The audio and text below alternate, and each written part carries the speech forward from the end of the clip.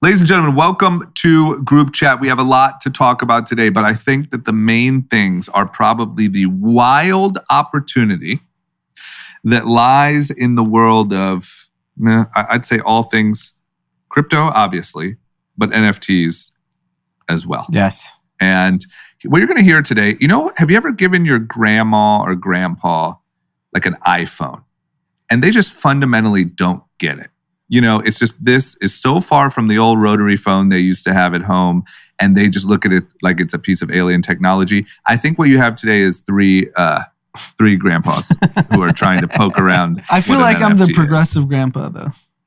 You definitely are. You're the cool grandpa. Yeah. Smoking weed. You're the smoking weed grandpa. Yeah. Drinking whiskey at 90. Yeah. You still listen to Bruce Springsteen or something. Yeah. So we're going to talk about that. And then also it turns out we have an official announcement. Christmas this year will be delayed. So tell your kids, start now. We suggest starting early. We have a couple good excuses that you can use if you want, and a couple good techniques. But we're going to start a little late. Sound good? Yes, let's get into it. Let's get into it. Cash. Ladies and gentlemen, Group Chat. Cash. It's $1 trillion. Hot. Anand, what's up with, you're an anti-masker or what? Yeah, so... I heard you're just going around town, wild. no mask, like, fucking deal with it. My body, my choice. Well, do you know how much I made on Coinbase IPO? well, can we start a more positive note? It's my son's birthday, Maverick, 8/24. Happy birthday to Maverick. And I mean, how does it make you feel that your son was born on Kobe it Day? feels amazing because he's my favorite athlete of all time, and I'm obsessed with Kobe. He's 8/24, and we made Amanda made an amazing 8/24 Kobe themed cake to celebrate for his birthday. Yeah, I'll really send cool. photos. So Great. it's great. Kobe themed every year. I just want to tell the... Until he's old enough, he's like, I don't even know who he is. Yeah, like... No. No choice. Yeah. I would say until you die, it's Kobe theme. Happy birthday, Mav, first and foremost. I just added it. Remember on that episode where I complained that I was bad at birthdays? Yeah. Well, I made it a thing that this year, every time I hear about someone's birthday that I didn't have in a calendar, I'm going to add it to my calendar, reoccurring every year. So now I am prepared for next year. I will have a nice gift on time. Nice. Did you have my birthday? For Mav. That, I left that one. At the way things are going, I mean, who knows? Will you be around next year? We can't tell. You might be a sex worker. Oh my God. I'm kidding. Yes, I did, Tim. I had every single one now. But what's this I hear about? Yeah, I'm getting branded as an anti-masker. It's very troubling. So I ordered an Uber from my place to get to the office, and I say like, hey, I'll be there in 3 minutes. They said I've arrived. And now that Uber X and Uber Black are the same prices, in Los Angeles at least, I ordered Uber Black. They're supposed to wait up to 15 minutes. I say, be there in 3 minutes. He cancels, not shocking the way Uber is right now. And then I order another Uber, and they prompt me to take a photo proving that I have a mask on. So I'm like, this is weird. I know they were doing this during COVID, like heart of COVID. And I was like, okay, that's fine. That's a good safety measure. And then I look at my email, and the driver has reported to Uber that I didn't have a mask on, and that's why he canceled. He never saw me. I like that. Damn. That's like, how we talked about employees getting out of work with fake positive COVID tests. This is the new finesse. Yeah, like COVID exposure, blaming COVID on everything just to like finesse your way out of something. Because he would typically, if he cancels on me, he gets charged. If I cancel on him, I get charged. And so now I'm probably getting charged. I'm gonna have to fight it. Yeah, you'll fight it. If they'll see you're an avid user and they'll refund you your money. That's not gonna be their problem. It's just, I mean, Uber's in a tough spot. Uber, Lyft, ride sharing in general. Like, I don't understand how we're ever gonna get to a point where anyone's gonna drive these cars again. And the guy who's Uber Black, he won't wait 10 minutes. He wouldn't wait 3. Yeah. I Let's said 3. assume, let's assume you're lying. I mean, I should have lied and just said the "be right there" button, and he would have waited. Maybe not. Maybe not. Maybe you were doomed from the start. Maybe it was a fake. Because why are you canceling that quick? Like, come on. He's there already. Yes. What's the real reason? You know what I mean? Did he see the location? Like, he must have, did he see where you were going? Yeah, but I mean, Was it short? I mean, what is it? 2 miles? 3 miles? Yeah. That's probably what it was. He ain't got time for that. He's trying to go to the airport only. Yeah. $200. There should be an airport only Uber drivers.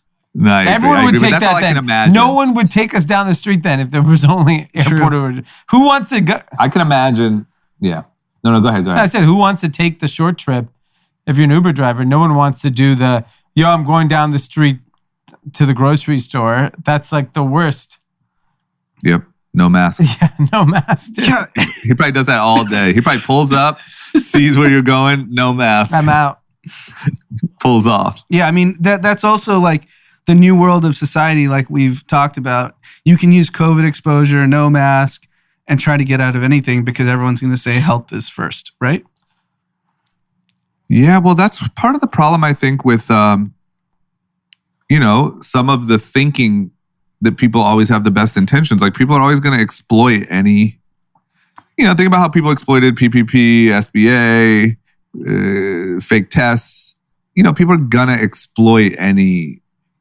Yeah, there's just a lot of I think you're going to see fraud in general. Yeah. Fraud's hot. Yeah. I mean, think about how good COVID was for fraud as a whole. When you talk about PPP, unemployment, fake positives, fake negatives, mask, no mask, it's probably like the gold rush for scammers. I think it's funny that, because this is a known thing, rich people buying fake negatives in Europe to get out, and poor people in the US are buying fake positives to get out of work. Think about that dichotomy. Yep, that's us. I mean, USA. It's so screwed.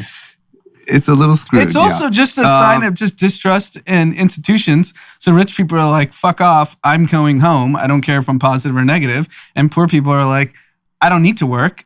Here's my fake positive. I'm going to Tulum. 100%. And I also read an article, or I'll be honest, I read a headline, so it could be wrong, that China has completely eliminated COVID again. I saw that too. They've got back down to 0 cases again. Then why are those ports shutting down? Well, please do tell. I would love to know. Probably because you have to have 5 people there to keep COVID out. So there's like understaffed like crazy. But I don't, it's just another, not to stick to my doom and gloom here, but it also to me is another example of like operationally, if that's true, we can't trust anything they say, but if that's true, like they can get shit done. You know what I mean? For sure. Isn't that scary? Like, look at how we're over here arguing over, did my Uber driver, did my rider have a mask or not? Fake positive, fake whatever. If they really have 0 cases, they smashed I really us. wonder, because we'll never get the real truth. So they've sidelined every single billionaire that's like pretty much well known. You can't get out if you're a billionaire in China. And so we'll not hear from like the power brokers other than whatever the government's saying. But what's the average citizen in China saying? Are they just like, great, we live a great life? They get fed the media that America is completely broken and everyone's divided. And they're like, great. I think you're probably right. Yeah. I've shared with you my conversations when I go back there with like really smart local Chinese people. There's nothing you can say that says they're doing something wrong to a young person. If you tell them, what about pollution? They'll be like, well, 1920s London had pollution and look where they are now. What about this? Well, they have an answer for everything and they believe it. It's not just that they have an answer. They actually believe it. And whatever system they got going on there is working for them. If you ask 3 Americans about pollution, there's a fist fight that happens. Yeah. Nobody has faith in anything any of us do in this fucking country. Yeah. No way. Everyone hates their job, hates their local politician, hates the president, hates the governor, hates their neighbor. It's like, I wake up, fuck everyone. No, but and I think fuck everyone who wants to fight. I think the media that's being fed to middle class China is that America's we can't walk out of our places because it might be true. Depends where you live. I mean, if you listen to this podcast, it sounds the same way. No, because I remember in April of 2020, Chinese manufacturers that we've done business with for over 10 years were emailing Amanda just like, I'm praying for your safety. I'm sending N95 masks. And they actually did. Like Chinese manufacturers were sending N95 masks to the office and saying, Amanda, please keep everyone safe. Like, I see what's going on there. And like, sure, April 2020 was a little tricky, but I don't know if it was just like that scary. Wiped off the face of the planet, tricky. Well, imagine now. I think that now, like, I also think these countries are really exploiting our like race problems. Yes. Yeah. And the cop, police brutality. I think we talk about it a lot here. I think those type of countries, like, they make it seem like you can't leave your it's house. not safe for anybody. Yeah, you can't leave your house. Yeah, you can't leave your house. Yeah. Okay, cool. Well, listen, anyone in China who's patching in via VPN, it's not so bad. Well, guess what? In China, you don't have the crate challenge. Oh yeah. What? American excellence. We are the best. You want a challenge? Hottest challenges come from America. Line up 20 crates and see what we can do. That should be an Olympic sport. I would watch that. I would bet China on that one. So can you explain the crate challenge? On the crates? Yes. Can you explain the crate challenge and who like... Let me say one thing first. Good point. I just want to preface it by saying I was so happy to see like a challenge back. Yeah. We haven't even had stupid challenges in the last 2 years because everyone's been like, had something to complain about or, whatever, or be scared of or whatever. It's so nice to see a mindless challenge and watch people just completely eat shit in their backyard. I honestly don't know how it started, but it's basically stacking a bunch of crates and walking up them. That's it. In like a pyramid. So you take like milk crates, you stack, one up to the next, It goes up and then back down. I think at the height, it's probably 7 crates. Yeah. And there's something that really happens when you go to that top level, gets real wonky. And then every time someone tries to take the first step down, it seems, is the main thing. People eat shit. And there's something about the way that those crates collapse. It's funny. People are like folding themselves in half. So people are getting slamming on the seriously injured, I would imagine. Yeah. I saw a guy post his back post crate challenge. I mean, it looked destroyed. Like he should be in the hospital. And I mean, can you imagine? There are definitely doctors and nurses who are like, what the fuck? Our hospitals so like there's going to be the 5 broken collarbones. The new ICU overflow is the crate challenge. It's not COVID anymore. It was Delta, now it's crate challenge. So a couple things. One, I mean, I live in a big city. I walk around everywhere. I never see any crates anywhere. Literally don't see where's crates. all these fucking crates? Yeah, where are these coming from? Okay, that's one. That sounds like the CIA may have dropped those crates off. It's like a firework conspiracy theory. Jack. I like it. Number 2, the other theory. It's all a diversion tactic. The other theory I read as a meme was Rob Dyrdek dropped off all the crates all over America for ridiculousness episodes. Wow. That's a conspiracy theory? Yeah, that's a hot one. That's a big one. I mean, if you need to create 24 hours of content 365 days a year, I think it's smart if Rob did that. You know what? Let's. This is what I'll do. I'll make sure on what's today? Today's Tuesday. I'll make sure on Thursday, Rob comes in and explains whether or not he created the challenge. He's behind this, because I just feel like, look, we talk a lot about conspiracies and stuff on here, and if my own cousin is behind one of them, I think it's only right that we find out. And so I mean, those are the 2 things, and then the last final is obviously Twitter just takes it to another level. They're like, you'll do the milk crate challenge, but you won't get the vaccine.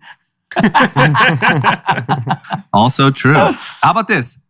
If you don't want to get vaccinated, you have one attempt, you make it over the crate challenge, you get to be non-vax. And you don't have to take any more COVID tests. You're just clear and free because you're clear. No mask. You're totally You can good. do whatever you want. But if you fall, there's a mask, a PCR, and a needle waiting. Have you seen anyone accomplish it? Walk up and walk down? No, I haven't.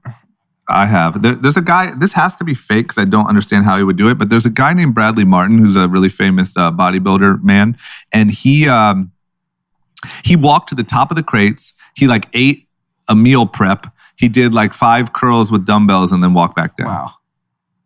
Yeah, So people are doing it, but people are really eating shit. It's gnarly. I mean, there's no world where I would ever try that. And I've done some pretty dangerous things. Yeah. Interesting. Okay. Yeah. All right. Well, listen, like I said, I'm just happy to see a mindless thing. I think that in the modern day, like we always talk about like after 9/11, how everyone was just united and you just drove around and saw flags and whatever. I think in 2021, that's how the country shows unity. Yeah, I agree. And I think I was also reading about another like phenomenon that was happening. I was reading on like a fashion website. I forgot what it was. I was talking about Bama Rush on TikTok. So this is Alabama Rush Week, which is to get into like your sorority at your. What is Rush Week? Because I just don't understand. I see people posting about it. So Rush Week, it's like it's basically if you're an incoming freshman, you basically go and meet all the fraternities and sororities, and they interview you, you interview them, kind of, and figure out which one you want to join. Got it. Okay. Yeah. So on TikTok, all of a sudden, like Bama Rush Week took off. So I started looking at it, and the conversation was around how big of like a fashion moment that was for brands. Like if your brand was in those TikToks, because it's a style thing for specifically for women. For men, it's not. It's like they're wearing t-shirts and sandals or whatever. The Barstool. Yeah, Barstool hoodie.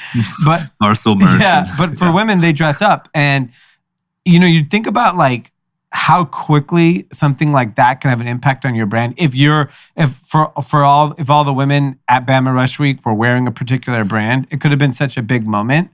But obviously, because it's Alabama, the South, the colors are very unique to the South. It's like the greens and the purples and just the colors that you were seeing. Like you wouldn't see that. My guess at USC, I have no idea, but I remember in my time, everyone just wore black. Girls wore black. For Rush Week? Yeah, it was very like chic the way you dressed, right? Seems kind of depressing. Yeah, but it's a very different. It's a different city, different aesthetic, and I'm sure every college is different. And that was also 2 years ago. So I'm sure things have evolved. Yeah. But Bama's gotten a lot of press for Rush Week because then there was another article that leaked that one of the sorority people, she's like, I manage millions of dollars, and that went viral too. Wow. So what's going on with Bama fraternity and sororities? I think they're good on TikTok. Yeah. Did you see those videos that are viral on TikTok where the girl like says where she's going to school and then somebody makes fun of it? Like, my name is Marty Taylor Green. I'm going to go back. I love those. I know exactly what he's talking about. You've never seen those? Oh my God. I'll send you them. They're just so incredible. It's literally like a girl from the South just standing there, and she announces like where she's going, and then she says like, I'm going to Texas A&M. Go Longhorn. So they're trying to do like the athlete version of the high school basketball kid. Yeah.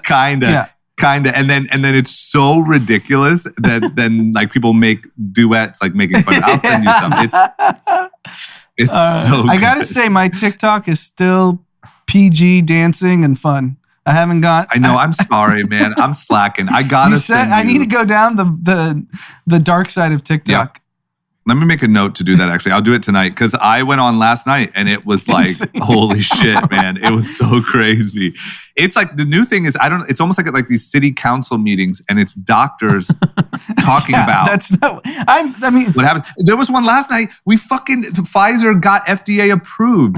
That's huge news. And there was one last night debunking it. And like, well, if you look here in the notes, it actually says that. Like, it was insane.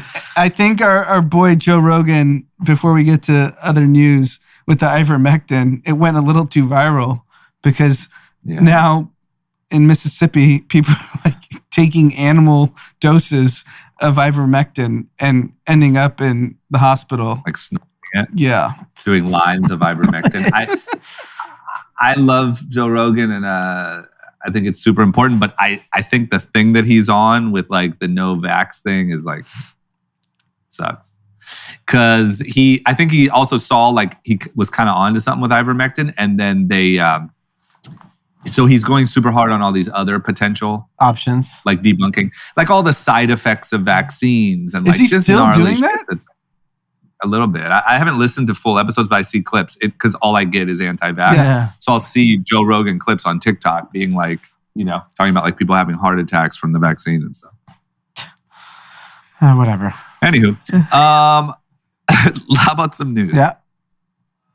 Let's talk crypto. It turns out crypto is maybe more popular than what we realized. I mean, I think we knew that like there was this group of like, Robin Hood-y type people. We knew that a lot of these big funds started, taking it on. But private wealth managers started maybe tiptoeing into offering it.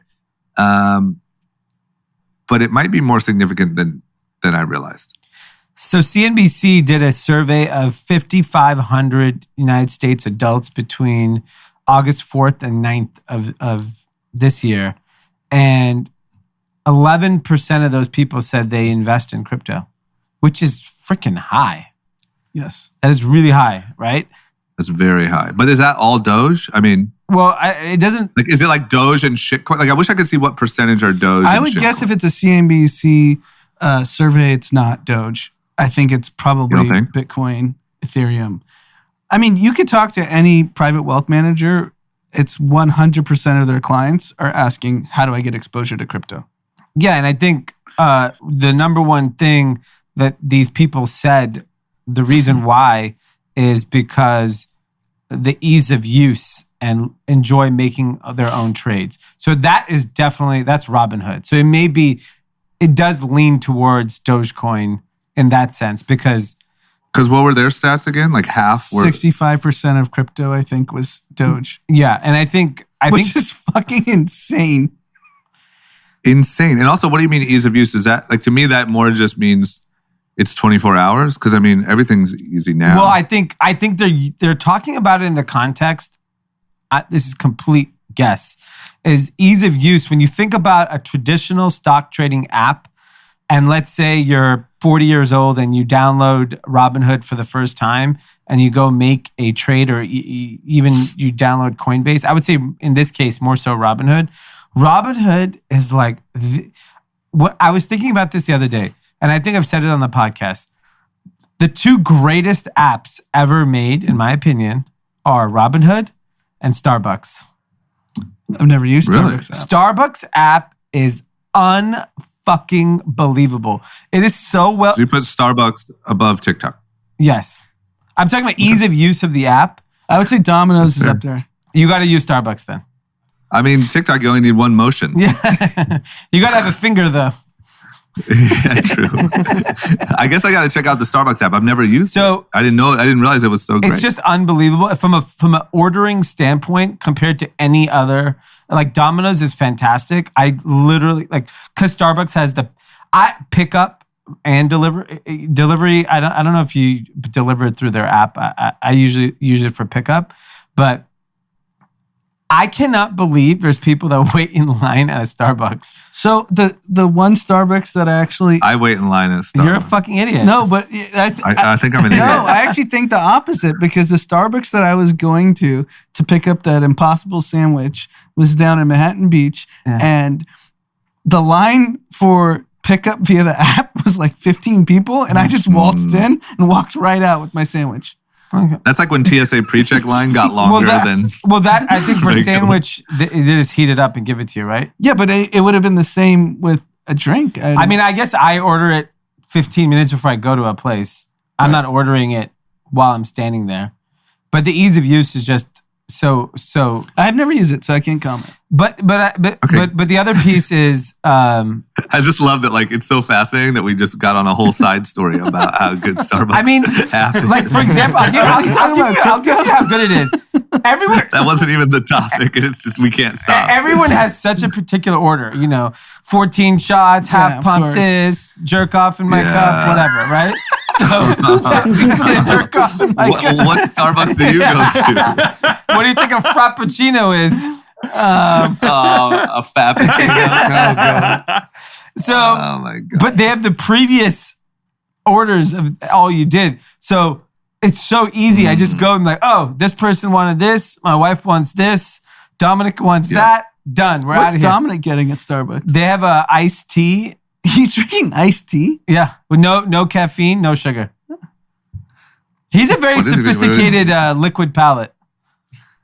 Really? Yeah, he likes Topo Chicos. He loves seltzer water. He has a seltzer every day. I gave him a Fiji bougie water kid. yesterday. Fiji, yeah, see, he's a snob. Okay, so I get it. I'm sold, and I'll adopt the Starbucks app. What about Robinhood? Yeah. So I think the point is that Robinhood's digital product is so superior that it's just allowed people to feel comfortable with trading cryptocurrency. Usually the time of the podcast, I am starving. So now my new routine is I have an Oro right before we start. I hate eating lunch because it makes me sleepy. It makes me drowsy. It just ruins my energy level. But this Oro drink has been a lifesaver for me because, frankly, now that no one comes to the office, there's nothing to eat here. That was the one thing Pete did. He was a good food orderer. Yeah, I mean, Jason, not so much. No. Luckily, we have a new sponsor with Drink Oro, and they're providing us with a mini meal with 16 grams of protein and 23 vitamins and mineral. I highly suggest you try it. I drink the chocolate and the vanilla. It's fucking incredible. If you head over to drinkoro.com, that's DRINK, oro.com, ORRO.com, and use the code GroupChat20, you get an amazing discount and you can give this thing a try. I love this as a meal replacement for me. I don't know if you're supposed to, but I had 3 yesterday. It's 3 meals. 3 meals. I had one when I walked in, I had one at lunch, and I had one when I left. And it's just easy. It's light. It has everything I need to keep it going. It's only 300 calories. That's unbelievable. Give it a shot. Group Chat 20 is the code. Drink Aura. Check out their Instagram. Check out their website. Learn. Do some research. See if it's something that works for you. Since Jason's starving us, this is our only chance to survive. Yeah. Well, you know, that's what happens. At least he didn't give an excuse, some bullshit excuse. So thank God. Yeah. We don't have to worry about him axing it up, mining for game coins. Okay. Thank you.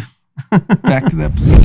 Moving on to the next topic, I was looking at my Twitter feed yesterday, and I follow, obviously, a lot of people in finance and tech, so maybe that was clouding it. And then I was like, no, it's not. I follow people in fashion, I follow people in streetwear, and I follow just friends.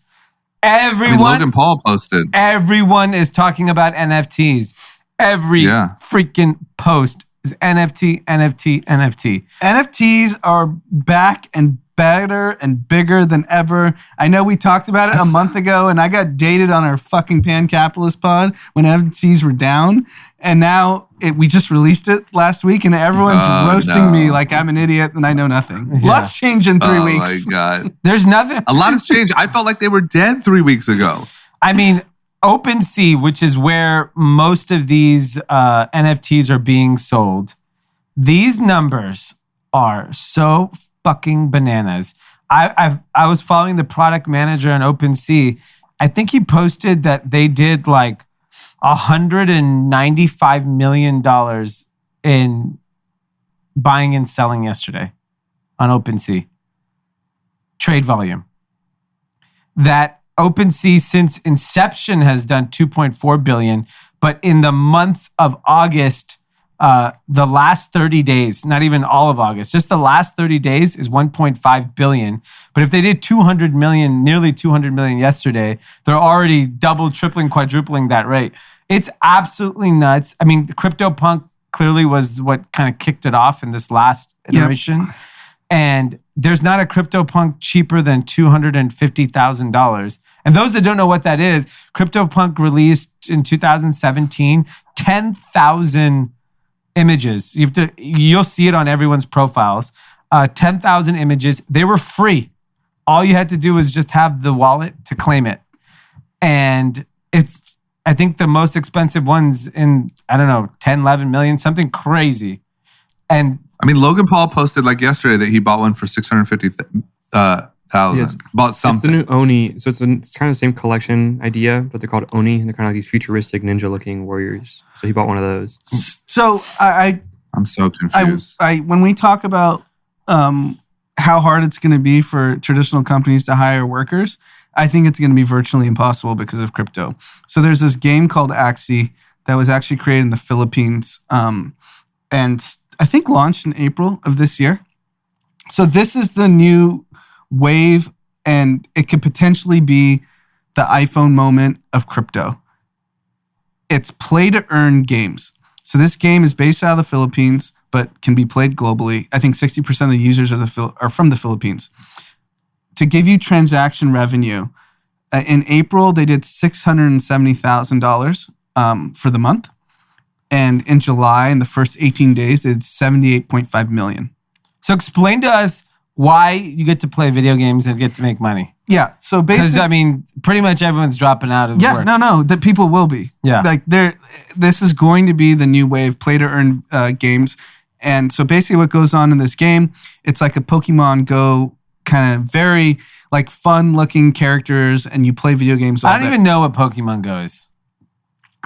Pokemon Go is basically like... you're just- AI or whatever you call it. Pokemon. It's VR. Pokemon VR. So Yeah. it's like through your phone, and you can like. What do catch you them on call your it phone. when... You're just like walking around. I saw people were jumping AR. off the cliffs and shit. Augmented reality. Augmented So reality. anyways, this game... AR, VR, AI, whatever. Whatever the fuck, man. But, okay, so NFT, basically what's alright. going on is I read this like newsletter that actually explained it to me because I've been hearing about Axie. For reference, Axie is a game that actually issued a token. It was trading at 40 cents, I think, in the beginning of the year. It's trading at $80 today. So in 10 months, and I heard a story of someone put $100,000 from the Philippines and made $18 million in like eight months. So That's a good return. How are people... okay, so let me keep going on this tangent because this, I need to quit my job. no, this is the future. It's fucking amazing. So basically, you have people in the Philippines playing video games 24 hours a day. And the more you play the game and the more levels you pass, you earn the NFTs. So you're grinding out playing the game. It doesn't cost you to play the game. You're literally just like doing things in the game and getting better at video games. And you earn this NFT and then you flip it to someone else. So there's this whole world of what they call natives and tourists. This is what it was explained to me, which made a lot of sense. So the natives are the people that are just grinding out the game. The poor. Yes, the poor people. And now in the Philippines, the natives, what they call it, like the people that are grinding out 20 hours a game, are making... You're like digging for gold. Yes, they're making 10x their hourly wage jobs in the Philippines, and they've all quit. And they're just playing video games all day because they're making so much more money playing this game, and they sell these NFTs, convert it to fiat, and buy food, buy shit for the home. A mansion. Yeah. And then you have these tourists. So you need both for the economy to work, this gaming economy. You have tourists who are the lazy rich people that just want to buy the NFT that's already been made. And then they start collecting items and playing the game. So they've like advanced levels. Does that make sense? Yeah, it does. It does and it doesn't. You explained yourself perfectly well. Right, so why are these crazy. tourists? There's The rich kid, so the rich Filipino is like like the Supreme wearing Filipino kid is coming in saying, Yeah. I don't want to play all these levels. Take me to Exactly. the front of the line. 100%. I just want to say real quickly to add on to that point, MMORPGs, so like online games like World of Warcraft, RuneScape, all of those, people have been doing this for like years. Like where they'll like get bots, they'll get whatever program they have to do, and they try to, the companies try to crack down on them, but they'll just farm gold, and find all these like third-party sites that get taken down like every couple months, and they'll just sell gold. And there's actually a documentary, like a 1-hour YouTube documentary about RuneScape. So a lot of Venezuelans were actually doing this. We're literally like supporting their families by grinding RuneScape 10 hours a day. Wow. And the difference is crazy. that wasn't Part what of the you're game. talking about. It's not decentralized. Right, no, it wasn't decentralized. Right. So now this is decentralized. So the hourly workers, like, I'm not sitting in a shop selling fish all day. I rather play video games and make 10x. And this is going to translate into the US too. Would you rather? So there's 10 million. In America, their kids were like, I'm playing 24 hours of video games. Fuck that. Yeah. Yeah, No, but- Gary, I nobody. had COVID. Yeah. COVID. You can't use COVID. Here's my fake tat. Yeah, you're gonna go to Axie. I couldn't play today. Give me my NFT. I don't think it's gonna work in America. No, but there's 10 million retail jobs. So these hourly wage jobs, like where you see at stores and restaurants, and what 10 million.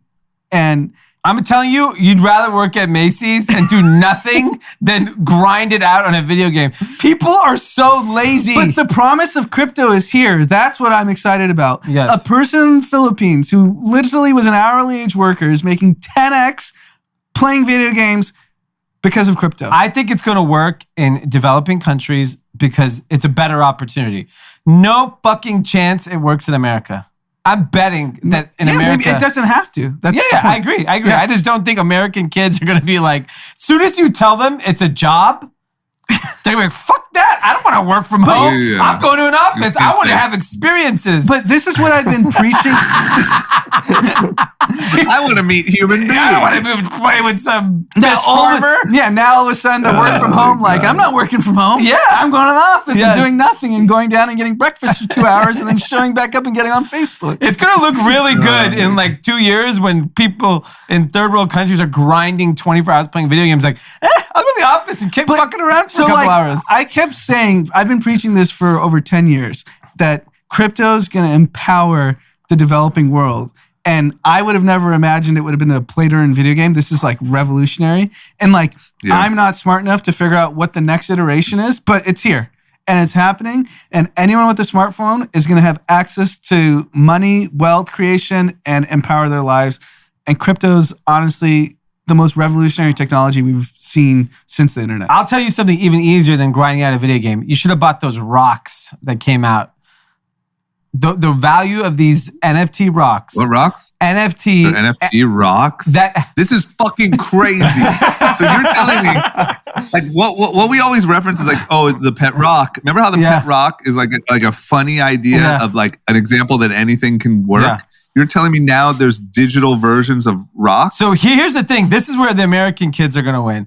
These guys are going to go grind out video games. These kids, since it's unregulated, NFTs, they're completely unregulated. You just have to form a crew and pump and dump some NFTs.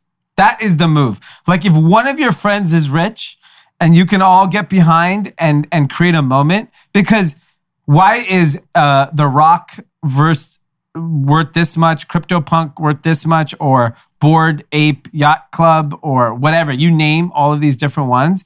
There's clearly like some manipulation happening. You just have to be a part of it. Because otherwise... I'm on OpenSea right now. I'm mind blown. Because this might be me thinking like, so I'm just maybe I'm old, but like at least, even though art is also a bit of a sham and it's, controlled by galleries and all that different stuff, at least it's like, it's something that someone created and there's sort of a story and this it's the same thing here. Is it? Yeah, it's the same. Because you could make endless, and let's just say right now, today, there are 5 million NFTs in the world. Yeah. You could next month have 5 billion. Yeah. And there's no way to... I agree. I mean, how much does your video game have? 67 million volume? They predict to have, so that's only on fees that the game that's earned. Yeah. So 76 million of fees in the first 18 months, and they only take 4.45% transaction fee. So scale that up, how much their GMV is. It's multiples. That's what I'm saying. Like even OpenSea, I mean, 1.5 billion in the last 30 days is fucking nuts. And do you know why this is going to compound? Like these numbers sound insane, right? Because if you think about like Uber, for example, what's their total addressable market? It's people who want to go from point A to point B. That are rich. Because the only way you can order an Uber is rich. And now I'm an anti-masker all of a sudden. Exactly. These NFTs, these video games, Axie, there's going to be so many different iterations of this. It's 5 billion people. That's your total addressable market. Anyone with a smartphone can participate in this stuff. It's the biggest market that we've ever seen in anything in the history of Earth. 5 billion people can log onto their smartphone and get on and start participating in this. There's been nothing like this. I got some learning to do, man. I feel real out of the loop And here. traditional media will not tell you this. CNBC doesn't understand it. Bloomberg doesn't understand it. Wall Street Journal doesn't understand it. No one understands. You don't understand those kids in the Philippines that are grinding out video games and changing their families' lives. Yeah. Well, it's cheap down there. I mean, one good day of video game, you have a whole new life. No, but think about every young person, even in the developing world, take America and the West out of it. They're savvy. Yeah. They are. They know all the apps. They know TikTok. They know Snapchat. They know everything. And now they actually have no barriers to entry, because before you had to get to a Western school to get to a job at Amazon or Uber or Facebook. Now it's just like, hey, I'm savvy. I know how tech works. Yeah, just buy a rock and flip it for 400. There you go. No, buy a rock. Buy a fucking digital drawing of a rock. Yes, yeah. You can't even buy a rock. You don't even need to buy a rock. Who wants a rock? This is actually scary for the lazy Americans. Yeah, I agree. Because this is equalizing the world. Yes. Well, I don't know. The lazy Americans found the rock.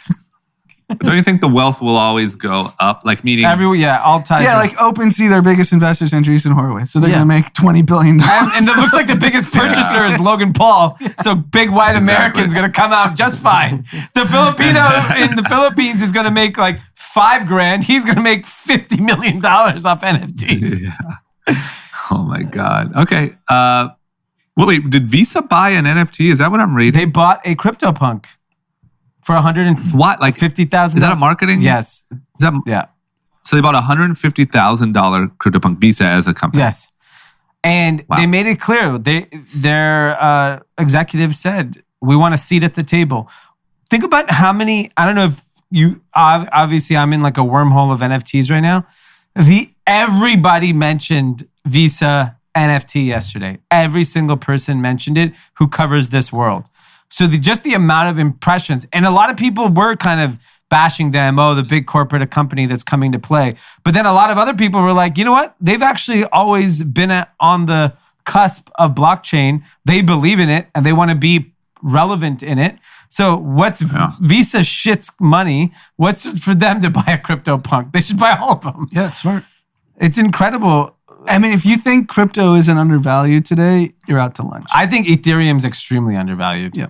Think about everything we just talked about in the last 20 minutes, and the prices really haven't gone up that dramatically. And now we're seeing real use cases in the last 45 days. Yeah. Like actually, people are paying for all this shit with Ethereum. Well, right? it's all built on Ethereum. Like OpenSea, NFTs, Axie, it's all built on Ethereum. Because everything on OpenSea is, 0.0022 ETH. Yes. Yeah. That's the So currency. imagine, like, Ethereum is actually owning the internet. So imagine if it's like AWS on steroids. Like, everyone has to pay their fee. Well, it's AWS, Stripe, Yes, all of it. Shopify. It's like fucking. Imagine if you own www. And Uber has to pay you, Facebook has to pay you. Who owns that? William Al West. Gore. Oh yeah, he did create Weddingfield. the internet. Yeah. I need to. So easy answer here is Everyone should quit We their are not- jobs and figure out how to participate. That's the easy we are answer. not I think registered advisors, but it sounds like an easy way to potentially participate in all of this as a blanket is to put some money into Ethereum. Yeah, so I was thinking about it from the old person perspective, me being the old person, because my age in crypto is dead. You're a dinosaur. You're No, extinct. dead, extinct. Yeah, you're 100% extinct. They were like, you should remember look that at guy? some, He was around 65 million bonds. years ago, right? Yeah. These kids Yeah, are. you should check out some municipal bonds. Yeah, exactly.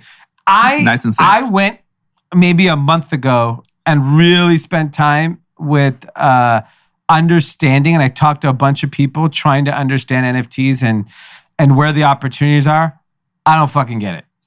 I understand it conceptually what's happening, but I don't understand where to put the money.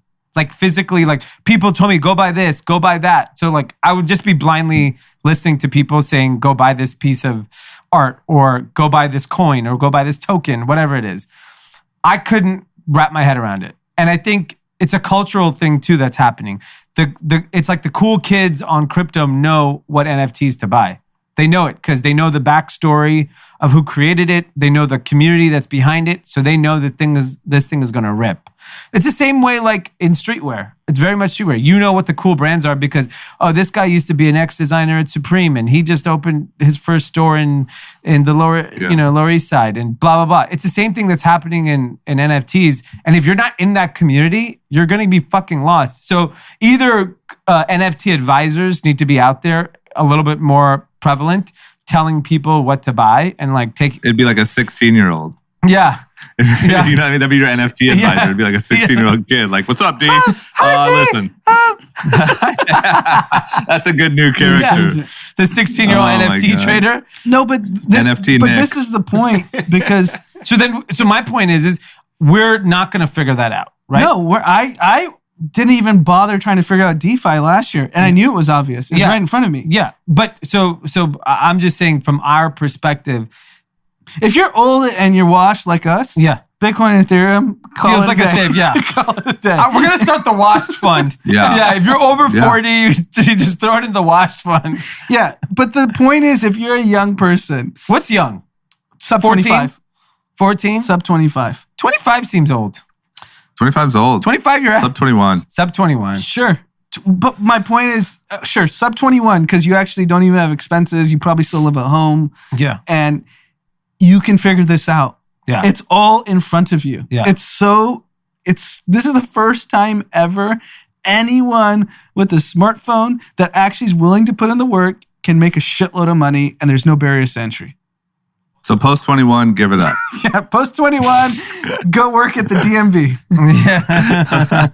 Invest in Amazon. No, but seriously, like this is here. Like last year, you know how many kids made a boatload of money on DeFi? Now kids this year, a boatload of money on NFTs and gaming. Insane money. And then the next 12 months, it'll be something else. You have to keep moving because this shit's moving so fast. Like, I can't even believe it. Like, this play to earn games fucking happened in 6 months. Yeah. I would die. D, maybe we add this to your budding production company, but a documentary that looks at young kids who struck it rich on crypto and NFTs and like what they're doing and, you know, like paying their mom's bills and like, yeah, I'm 17. Yeah. Like, you know what I mean? Well, I just want to see it because you know it's happening. I was following a story of a young man that who did really, really well on ETH and NFTs. And then yesterday he got hacked and lost everything. Really? Yeah. Mm-mm. Oh, that sucks. I can tell you, That's I a went problem. to Fraud in this world will be yeah. on another level. I had a meeting at a luxury apartment building that we all know really well in LA. There's a lot of NFTs, meaning Floating around? like Yeah. the people who were a lot of USB sticks. Yeah. like the crowd was like not your traditional like Luxury. These are the people. That's what I'm saying. I want to see it. I want to see who these people are and what they're doing and how and they're it's living. like a car show in the valet. Like everyone had a Yeah. Rolls Royce. Everyone had a. You have it's to insane. understand the one thing about NFTs. So the one person that I know that has made an NFT purchase, a big one, they're in cannabis. So if you took the Venn diagram of cannabis and NFT, it's big overlap. big overlap because a lot of these people need to park money. Well, they're making plenty They're of it. making tons of it. They can't go to the bank with it. So I don't know how it goes down where they convert their cash into crypto. I'm sure there's a number of ways to do it. I'm washed, so I have no idea how to do that. But getting an NFT, parking a few $1 million in an NFT, you know how many people in California are rich on cannabis? Like, fuck you, rich, liquid. Yeah. I mean, what happened? California reported cannabis tax revenues for Q2. Yes. And it's just madness or what? It's absolutely bonkers that this state has any fucking budget shortfall for anything. We had a surplus last year. So where the hell did all this money go? Then California just reported for the second quarter of 2021, total tax revenue reported by the cannabis industry is $333 million. $333 million. This is So if I'm a weed guy, I don't or gal, I don't pay federal tax, but I pay state. Is that right or no? yeah. So there's all kinds of taxes. So there's sales tax revenue, which was $120 million. There's cultivation tax. That was $40 million. There's cannabis excise tax. No, the taxes are insane. Have you ever been to a MedMen? I had to buy a THC liquid from MedMen once, and whatever the market price was, it ended up being double by the time I finished the transaction. Yeah. Because it was so expensive. Yeah, the taxes are crazy. And clearly the customer doesn't care because people are still buying. I mean, business is booming for cannabis. Yeah. Clearly it was a great opportunity for California to get ahead of that. Great. Use the fucking money to do something. This money did not exist 5 years ago. And hey, federal government, make the shit legal. Yeah, I mean, this is... You're talking about California. You're talking about like such early in the day. Imagine if this was just legal across the board, how much revenue that would add to the And think about how much government. backdoor is still happening that we're not collecting. So much. Is it 4x, 5x, 10x?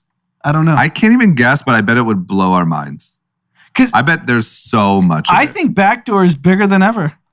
Yeah, these prices are I crazy. do too, because there's so much product just flying And around. there's no consequence. Yeah. Because 10 years ago, you get caught with weed, you could potentially go to jail. Yeah. Now, no one cares. So Yeah, if you can undercut pretty the market, crazy. if you can undercut the market and not go to jail, You'll go buy a rock. you'll go live at the Buy a fucking rock. Yeah. Go get yourself a hot JPEG. If we could find out, look, I think if I looked at all 10,000 crypto punks, I think it'll be a lot of young, very successful people that made money off crypto. How many percent of the 10,000 crypto punks do you think is that? 10%?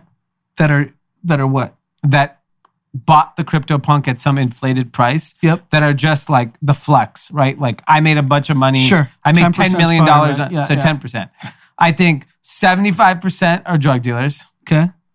And then I think the rest is just random rich people. I would guess because the city and cops and everyone's not stupid. They know the backdoor exists. Like if we know, we're not in policing of this. We know how big the backdoor is. They just I don't. think they just don't care. They just don't care. That's the point. Yeah, I think they just don't care. Yeah. Which is fine. Why would you? Why, you shouldn't care. It's not why does hurting anyone society. care? It's not hurting It's so society. The only way, Even when I only went reason you care is to collect the tax revenue. That's all I care. Which I think this. Yeah, which your average cop doesn't give a shit about. You know what's crazy to me is in New York, I don't know, they passed where it's like decriminalized, but it's not yet available. So you can't buy it legally, like at recreational stores.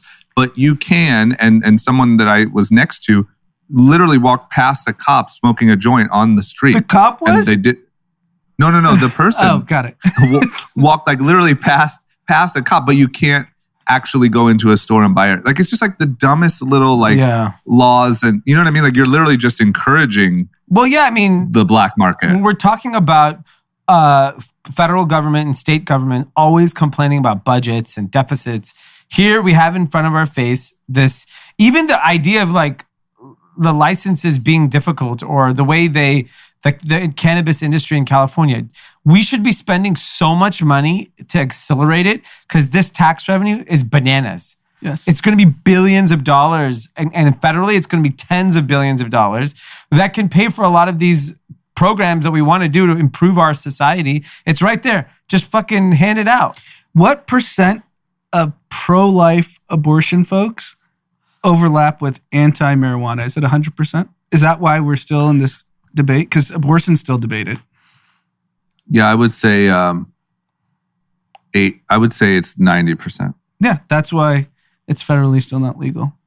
The fact that abortion's even continuously debated. Well, if you think about it, I think it's simply this. It's like all it comes down to is if you're going to get voted in or keep your job, and enough people feel like their constituents are against it. Right. Maybe they're right, maybe they're wrong, but that's really all it comes down to, right? I mean, Yeah, definitely. they don't care about. I mean, what, lobbyists maybe for pharmaceutical companies? Like, what would really be swaying? Yeah, we wouldn't have the crate challenge if it wasn't for cannabis. Hell no. How do you think they're nursing those injuries? How do you think they came up with that? You got to be high as shit. Yeah. But there's so much money to be made in pharma with THC and CBD. There's a drug called Epidiolex, which is treated for epilepsy. It has a CBD component. I think in 0 to 2 years, it had a $750 million exit. Oh my God. And it's probably not even easy to get or cheap. I'm sure insurance bills like it gets billed like crazy. Yeah. But yeah, Maybe it's Big Pharma that's holding back. but big pharma think can participate. That's my point. We just saw an example. Not till it's federally legal. Sure. But we also see how dumb it is where, a lot of times people's reaction is they don't adjust quickly and instead they try to fight the old as opposed to, like, they're already probably behind. Right. And so it's probably like, no, they'd rather just keep business as usual as opposed to this huge threat. So I guess that's probably a big role, right? I bet it's people not thinking their constituents like if they stood for it, and it's also probably lobbyists. Yeah. All right, well, it'll happen eventually, but there's a shit ton Because here's of the money problem with medicinal marijuana that is bought from traditional weed shops, specifically THC. And because we've dealt with this, is that the concentration isn't standardized. So when you buy it, you have no idea. They're not tested in labs as efficiently as like something in big pharma. So this drug Epidiolex is essentially big pharma now, and so you know exactly what levels of CBD, and you know how to make the different doses. But when you just buy it from a traditional weed shop, you're kind of just winging it on what the concentration is, and there's no standardization. So you're actually hurting the patients that are using it for medicinal. For sure. Yeah. I think there's some like sketchy shit being sold as legal product. Oh, I'm sure. Okay. Let's talk about someone who sells a shit ton of legal product. Walmart. Yep. Going into the holidays, they are getting ready to fire up last mile delivery. That's something we talked about, I think, with Praying for Exits, right? Yeah, we were just talking about on the last episode, why doesn't a Simons or a Westfield get into the last mile delivery? Their malls Look at us. Maybe they do listen. So Walmart definitely listens. They have kicked off a program to not only help, obviously, their businesses, but to help everybody. So they're launching a third-party last mile delivery service. And I love it. Yeah, it's amazing. And where I think the details are still unknown, but it's called the Spark Delivery Network, and they'll send out people from the Spark Delivery Network to merchant stores to pick up items and then deliver them to shoppers. So this allows people like us to potentially unlock last mile delivery. And the reason why is if you think about what's about to happen this Christmas, we know all the ports are jammed. We know we can't get goods on time. So what is that going to do? That's going to put an enormous amount of stress and pressure on local logistics. We're going to see just unprecedented delays from local carriers. And then with Christmas around the corner, that doesn't work. So people are going to need their packages. People are going to want their goods. It's either going to provide an enormous opportunity for traditional retail where people are going to be like, I ain't going to order online because I'm not going to get it. So they're going to walk into Macy's and buy the product they want. Or people like Walmart who know that there's a certain shopper that is never going to walk into those stores. They're going to figure out a way to attack them. This is Walmart's shot at building a marketplace that I think is going to be super effective. This is going directly after DoorDash because that was DoorDash's promise that they become last mile delivery for everyone. Yeah. So Walmart, this is them stepping up. And separately, do we need to start telling kids Christmas is in February? Because that's the only way they're going to get their presents. Yeah, whatever. Just it's cold still. What does it matter? Yeah. I would just lie. I would say when it's September 1st starts, I would say Happy July 1st. Yeah. And just kind of start the ball rolling. Maybe do a little July 4th party. I mean, if Have some fireworks. Have a couple sparklers. If the government can stick to it and we just say we ban Christmas lights till January. Yeah. Yeah, Saint Nick. There we go. Didn't get on his. And then He slept in. and then we start lighting. He had COVID. Yeah. Say he had COVID. It's a delay. He had to quarantine. He bought a fake positive test to get out of work this year. He's pushing it to 2022. And the reindeers then got it. The elf got it. Yeah, so it's an outbreak. That Delta, Yeah. super contagious. So, yeah. I mean, this Christmas is just, A wash. it's over. Okay. It's a disaster. All right. Christmas is a disaster. Maybe that'll be our title. I mean, I've not talked to any person that's getting anything on time unless they're airing it. Who the fuck can air goods every single time? You can't. Yeah. It's not affordable. Unless you have a small item, you cannot air goods. Okay, well, February. We'll see you then. Get the tree ready. Just maybe Christmas is Valentine's Day. Valentine's Day gets pushed to St. Patty's Day. Yeah, just St. move it Patty's along. Day gets pushed to Memorial Day weekend. Yeah, whatever, man. There's no rules anymore. Yeah. We're buying fucking digital photos of rocks. You're telling me we can't move Christmas? Honestly, NFTs would be a great Christmas gift because you should just make your own. Oh my I'm not God. kidding. You should be like, look, I got you 20 NFTs. Hopefully one day they're worth something. I have been thinking about it for the purposes of group chat. I want to create a founder member NFT, release maybe 1,000 of them, and those 1,000 unlock access to our big summit that we'll probably do next year, series of events, series of things, and that NFT will obviously increase in value because if you don't own that, New Cathys will join. yeah, you can't come to the event. So unless there's different, eventually maybe there'll be tiers, but the original founding member NFT is the only way you get to interact with us in the core level. And Plus, when we're Joe Rogan size, it'll be like, damn, I have one of the original yes, NFTs. Exactly. And I think that's how we participate in this. Because I was trying to think, I was like, how does group chat play in this? And I think it's like unlocking access. Like you want the access to the full thing, full experience. Once events back open up in a normal way, we're going to be doing events all the time. You don't know who's going to be in the audience. You're going to want to be there with your fellow NFT holder.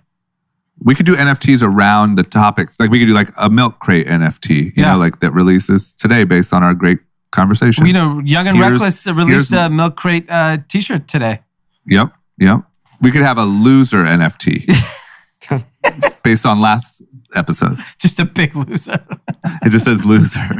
It just says you're a loser. Okay, let's end it off with this because this is the story that I think I was organically the most consumed by. Actually, last night because I didn't. So Drake is about to release an album any day. Kanye's had 7 album release parties, so that should be any day. Apparently, their beef, they're kind of aiming towards a similar or the same release day. I don't know when that is, but they've had release day drama in the past.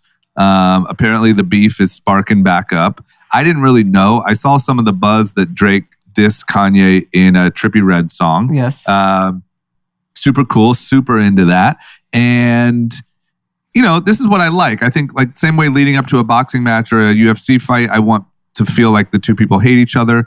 Leading up to some big releases, I'd love to, have some competition going.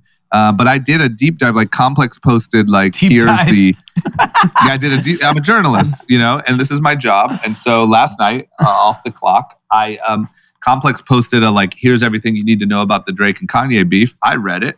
Not proud of it, but I read the whole thing. Can you break it down for us? So Trippie Redd, we get that diss.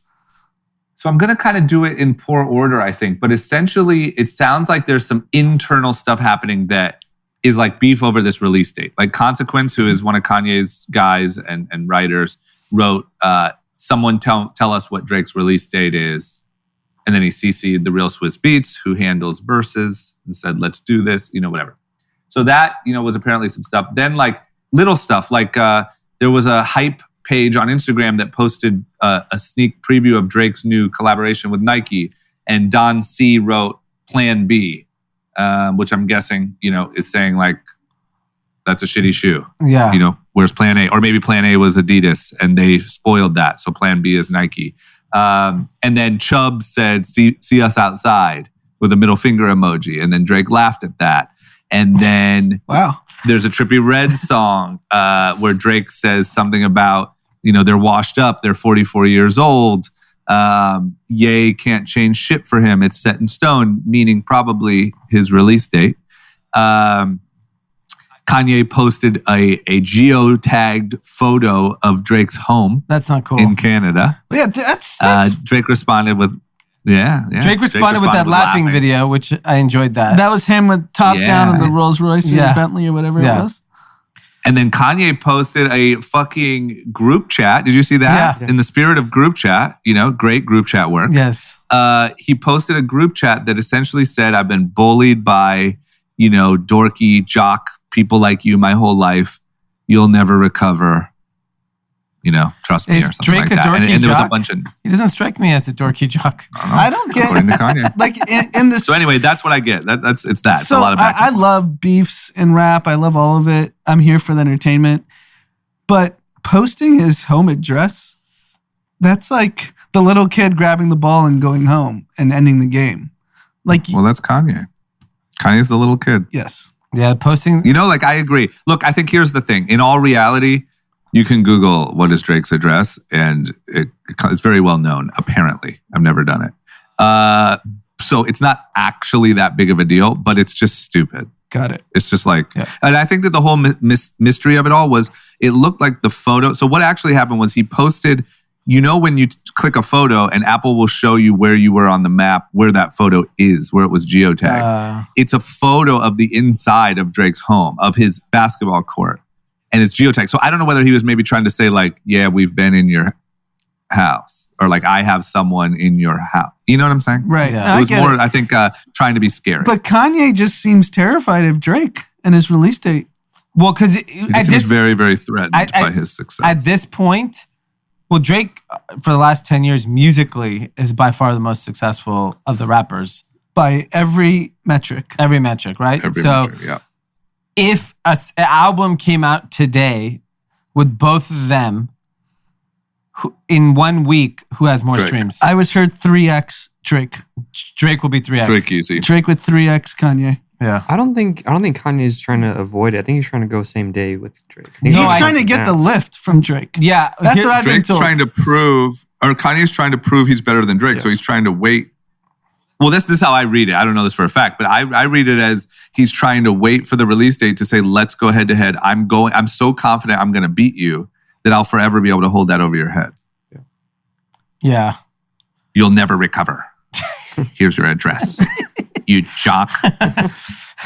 You mean jock. I don't know. I mean, look, I've been like, I guess a lot of people don't agree with me because anytime Kanye does something, people like, go crazy over it. But like, I feel like Kanye always makes himself look silly in these moments. Like, it doesn't look cool to me. It looks It looks petty. silly. Like you're an icon. Act like one. Yeah. Yeah, and don't just put out your fucking It's album. crazy Now he's to literally put building like a replica of his childhood home to do another album release party. Well, Did to you be see that? fair, they sold 40,000 tickets and we'll do 10 million in merch. So this little charade I'm is with making you, money. but release the fucking album. No, but it's the anticipation. He's making $10 million a day just doing this. I Yeah, know, but but come Kanye on. doesn't do this for that. Like, he knows he can make 10 million doing anything. I think he's actually just terrified of Drake and knows Drake is going to put up monster numbers. Drake? Oh, Yeah. Fun fact. Our trainer, now that Dee's a fitness guy, Yeah. Nice. our trainer told us he saw Drake at a boxing gym in LA and said he's got hands. Uh-oh. So we're going to see a Drake. Logan Paul. I don't know. Uh-oh. Maybe Drake and Blueface. Drake's got hands. Drake, Kanye, just no album release, just fight it I out. don't think Kanye boxes. Yeah, I don't know. That's not going to be good. Give him weapons. Drake's a big guy, just like body size. Yeah, he is. right. Okay, my scene on social is, I just wonder if you guys have seen this, and I just want your quick take on it. I don't want anyone to get canceled here. But did you guys see the video of the guy that like punched the girl and her boyfriend in the face at the Pittsburgh Steelers game? Yes, I did. Mm-hmm. Of course. Okay. Now, there's a lot of debate going around, and feel free to opt out or pass about whether or not he was in the right. The gentleman who did most of the punching, the significant punching. Yeah.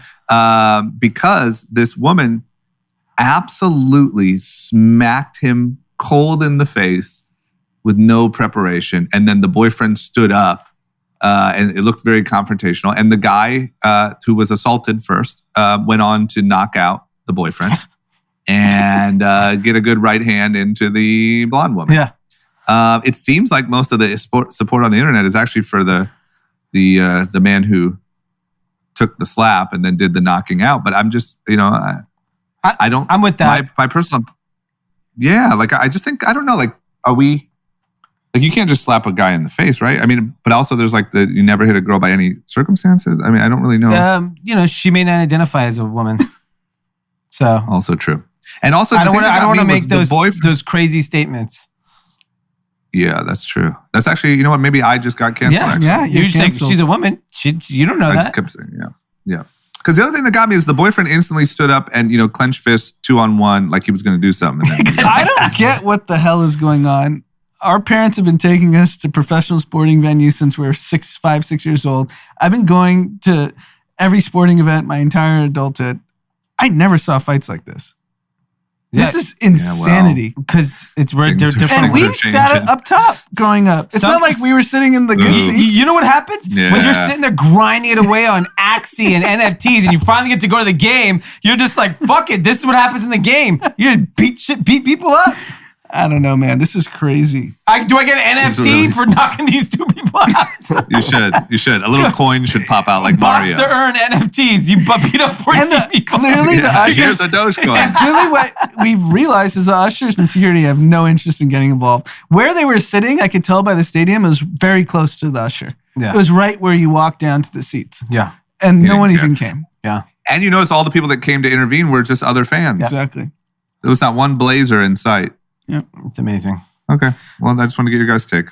I have a quick as seen on social. Okay. Alex What is Jones just ripping Donald Trump for promoting the vaccine and called him a dumbass. Yes, I saw that. That's good. That's scary to me. And he's like, It's scary to Trump, me I that thought you even were the- smart. You seem like an idiot. Maybe you are an idiot. You're a dumbass. Wow. Those were his exact words. I mean, if even Trump can't unite his own people, who can? Yep. The freaking QAnon crowd? Seriously, it's insane. I saw the doc. I don't want those guys running shit. All right, I have my as seen on social. It's a big one. Wednesday, I think noon Pacific Standard Time, you will see the drop of the exclusive Alice Gray Puma collaboration Wow. that we've been working on for quite some time. Sneaker Steve, our partner in the business, has worked with Puma over the last year to develop a shoe that's sustainable, eco-friendly. It's the famous Puma suede silhouette. And most importantly, Jason saw it in the flesh and he lost his shit. Blown away. When you walk outside into the light, the shoe changes color. And it is just unbelievable. The laces even light up.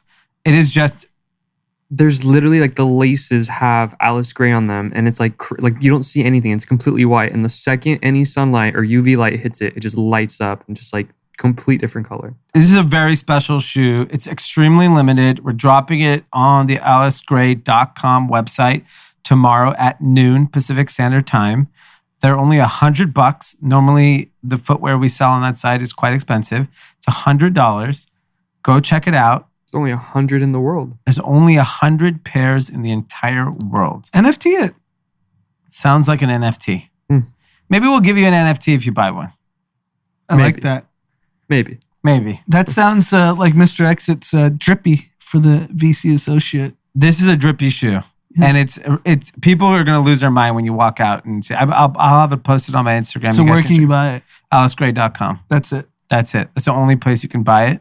Shout out to our homie at Puma, Matt Growney, for making this happen. It's a big moment. It's a big collaboration with a great brand. And here we are. That's my as seen on social. You will see it on social tomorrow. That's great.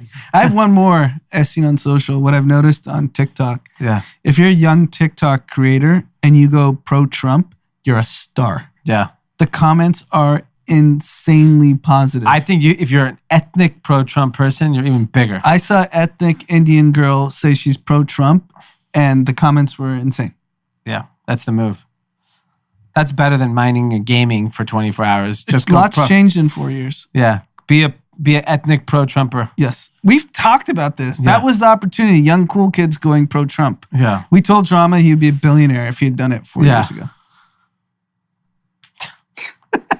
All right. Tim, why are you shaking your head?